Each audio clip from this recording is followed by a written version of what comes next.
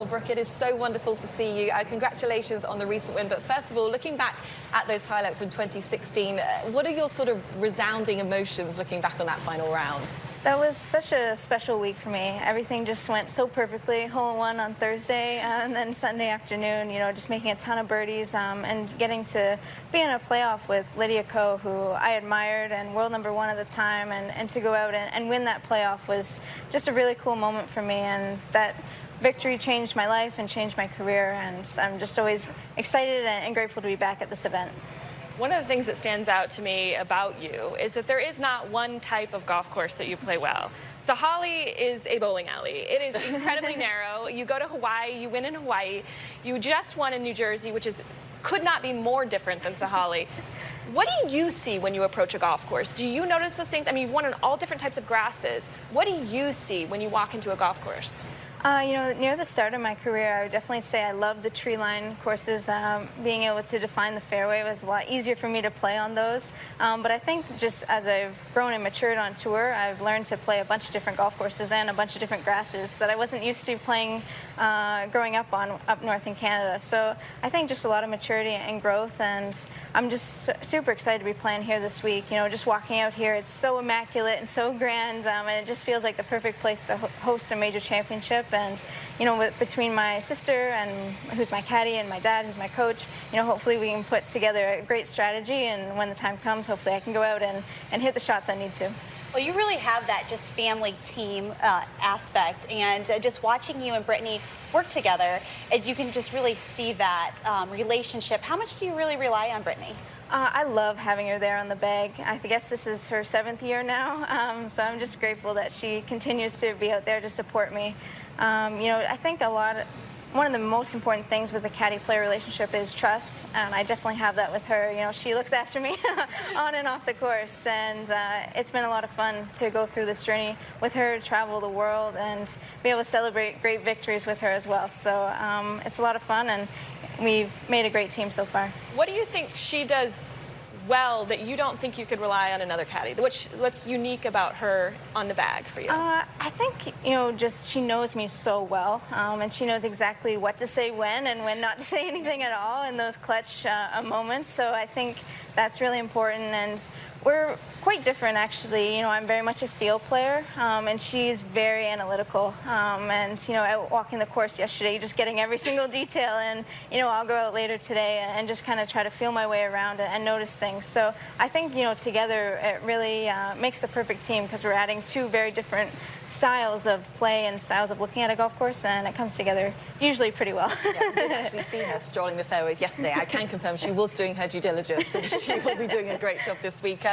We have to ask you about one of the big changes in your game that you had to take on this year, of course, with the USGA regulations, with your driving moving from 48 to 46 inches. Now, it could have been a big thing, it could have been a small thing, but just talk us through that process of the kind of the stages that you had to take in order to feel comfortable and, hey, go on a win 2 weeks ago.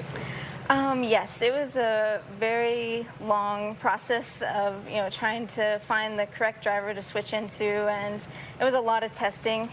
Pretty annoying, actually, but, I think working with Pang and my sister and my dad, we've really come with a great driver that I'm really comfortable with now, and that's really exciting. It was actually a family friend that suggested that shaft that I won with, so I owe a lot to him too. So I think, just a lot of testing, and I started gripping at the end too, which I never did before, so that was a big adjustment as well.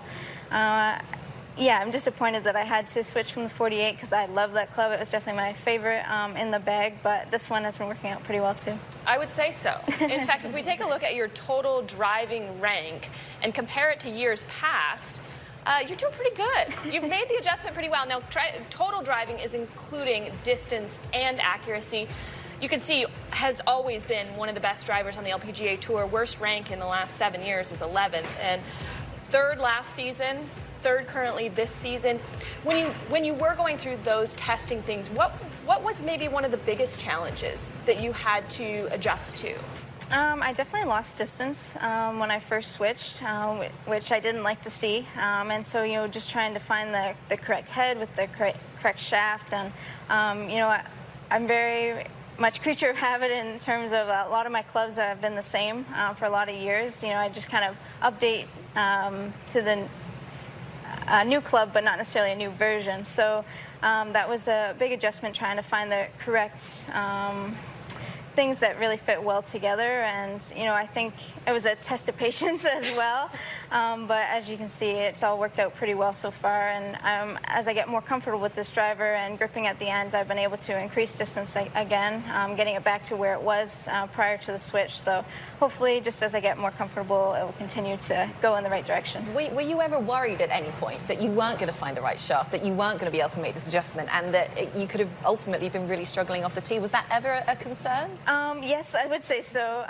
Yeah, I started testing, I guess, last year when the announcement first came out that it was a possibility that the rule was going to come into play, and it took months until I found one that was somewhat decent in my opinion, and then it wasn't until maybe a month or two ago that I made the switch to the TPT shaft with that driver head, and it really has come together since then. So it was concerning there for a while, but I think things are on the up and up, and hopefully drive the ball well this week, because I think it will be important to hit a lot of fairways here. Well, also, I mean, if you look at your stats, you've actually only lost like 3 yards, and you've been a little bit more accurate. So you have been making those adjustments, and you said like just becoming more comfortable, just gaining kind of trust in it. You can see that, and you can see that in the results so far this year. You've had 6 top 10s. You obviously had that win at the ShopRite LPGA Classic, which is incredible. How do you feel your game is right now for the start of the 3rd major? Yeah, I'm really excited where my game is right now. I think it's really important to have a little bit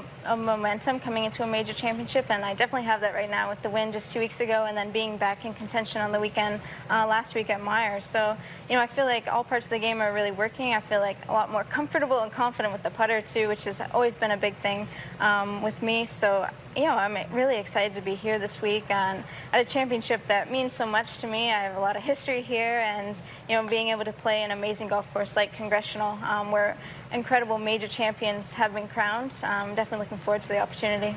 When you talk about what that win did for you, you said it was life-changing. What did change after your win?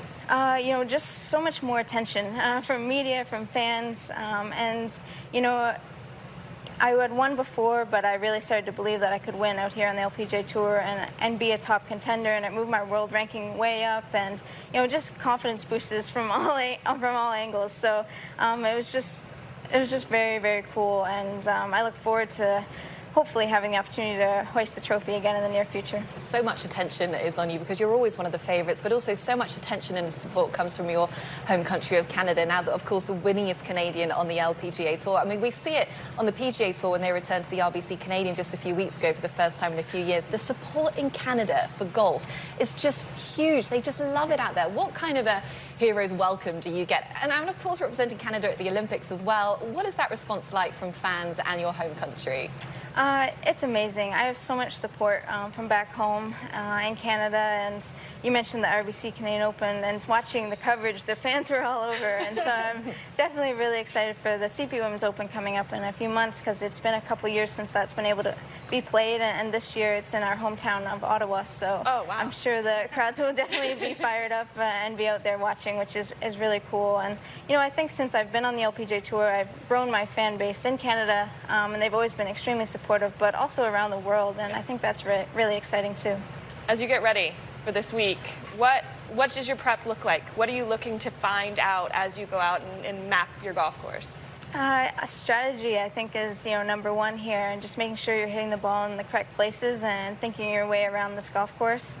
I do think I'll be spending a lot of time around the greens the next 2 days, just making sure that I have proper pace, and I think you're going to have to be creative because there's a lot of slopes and a lot of different shots are going to be required. Yeah, well, I know Amanda will be wanting you to do it for Duke. I know you've got a couple of Blue Devils down on the end of the desk. So yes, it's wonderful to see you, Brooke. Thank you so much for joining us on the desk, and absolute best of luck this week.